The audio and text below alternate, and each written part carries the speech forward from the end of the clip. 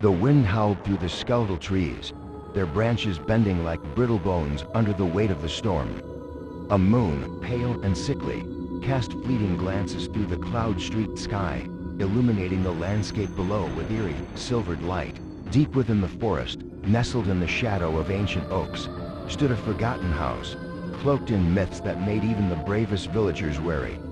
It had no name, no history that anyone alive could remember, but it had a presence and undeniable force that reached out, unseen yet palpable, to all who dared approach. For years, locals had spoken in hushed tones about the house. Some claimed it was cursed, others whispered of the souls that had never left its walls. No one truly knew what lay behind its boarded windows and broken shutters, but one thing was certain: no one who entered ever came back quite the same. And tonight, as the storm raged and Halloween descended upon the world once more, the friends were about to learn why some stories are better left untold. Chapter 1. The Dare. It started as a dare, as these things often do. In a dimly lit living room, with candy wrappers littering the coffee table and the faint sound of trick-or-treaters outside, the friends sat in a circle, the tension between them as thick as the fog that had begun to roll in from the mountains. "Come on, Alex, don't be a coward," teased Marcus, his dark eyes glinting with mischief. "It's just an old house. What's the worst that could happen?" Alex shifted uncomfortably in his seat, glancing toward the window where the full moon now hung heavy and low. "It's not the house," he muttered. "It's the stories. You've heard them too, right? People don't go there for a reason." "But we're not people, are we?" Rachel chimed in, her voice tinged with excitement. She loved this kind of thing, anything that flirted with danger and danced on the edge of the unknown. Besides, it's Halloween. What better time to check out a haunted house? Sarah, the quietest of the group, frowned but said nothing. She wasn't a fan of these stunts, but she never liked being left out either. Her mind raced with all the possible things that could go wrong, but something in the way Marcus and Rachel egged Alex on kept her silent. Eventually, Alex sighed in resignation. "Fine, but we're not staying long. We go in, take a look, and then leave, deal?" "Deal," Marcus grinned, already pulling on his jacket. "Let's get going before the night's over." The four of them left the house together, stepping into the crisp autumn air. The streets were quiet now, the trick-or-treaters long gone. Only the whispering wind and the occasional rustle of fallen leaves accompanied their journey as they made their way to the edge of town, toward the dark silhouette of the house in the woods. Chapter 2. The Approach. The road leading to the house was narrow and overgrown, the trees arching overhead like skeletal fingers. As they walked, the fog thickened, curling around their legs like a living thing, making it hard to see more than a few feet ahead. The further they went, the more the world seemed to dissolve into shadows. "Maybe this isn't such a good idea after all," Sarah whispered, her voice barely audible over the wind. But Marcus was already too far ahead, his flashlight cutting a narrow beam through the fog. "You worry too much, Sarah. It's just a house. Nothing's going to happen." Still, she couldn't shake the feeling of unease that had settled in her gut. The forest around them felt too quiet, too still, as if it were holding its breath, waiting for something. And then, through the trees, they saw it. The house loomed before them, a hulking shadow against the night sky. Its roof sagged in places, the windows were dark and broken, and the front door hung slightly ajar, as if inviting them in. For a moment, none of them moved. "Well," Rachel finally said, breaking the silence. "There it is." Alex swallowed hard. "Are we really doing this?" Marcus grinned and stepped forward, pushing the door open with a loud creak. "Welcome to your new Halloween tradition." Chapter 3. Inside the house. The interior was worse than they expected. The air was thick with dust and the smell of rot, and the floor creaked ominously under their feet. Cobwebs hung from the ceiling in long, ghostly strands, and the wallpaper had peeled away in large patches, revealing the crumbling plaster beneath. "This place is a dump," Alex muttered, shining his flashlight across the room. But there was something more than just decay in the house, something that made the hairs on the back of Sarah's neck stand up. It was as if the walls themselves were watching them, as if the house was aware of their presence. They moved deeper into the house, their footsteps echoing through the empty halls.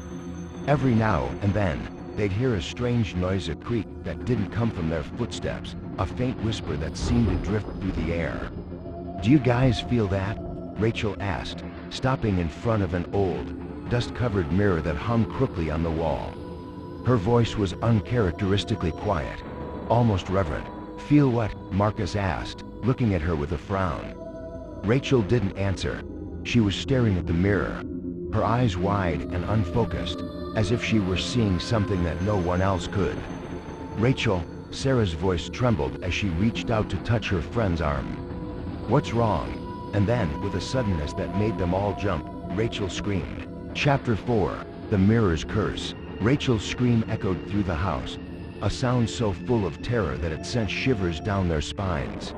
She stumbled back from the mirror, her hands clutching her head as if trying to block out something horrible. "Rachel, what's going on?" Alex rushed to her side, but she only shook her head, her eyes wide with panic. "The mirror," she whispered, her voice trembling.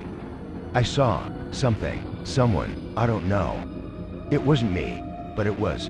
Her words didn't make sense, but the fear in her voice was real. The others exchanged uneasy glances, the weight of the house pressing down on them. "We should leave," Sarah said, her voice barely above a whisper. "This place, it's not right." But Marcus, ever the skeptic, rolled his eyes. "Come on, it's just an old house. There's nothing here but dust and shadows." Still, the tension in the air was undeniable.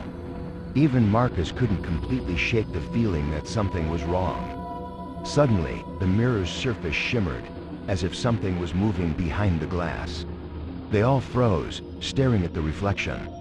For a moment, it showed nothing but their own pale faces, illuminated by the dim beams of their flashlights. But then, slowly, something began to take shape, a dark figure, its face hidden in shadow, standing just behind them. Chapter 5, The Hollow Mask. They turned around, but there was nothing there. The room was empty, save for the crumbling furniture and the dust that hung thick in the air. What the hell was that? Alex's voice was shaky now, his earlier bravado gone. No one answered. They were all staring at the mirror where the figure had appeared. It was gone now, but the unease lingered, growing stronger with every passing second.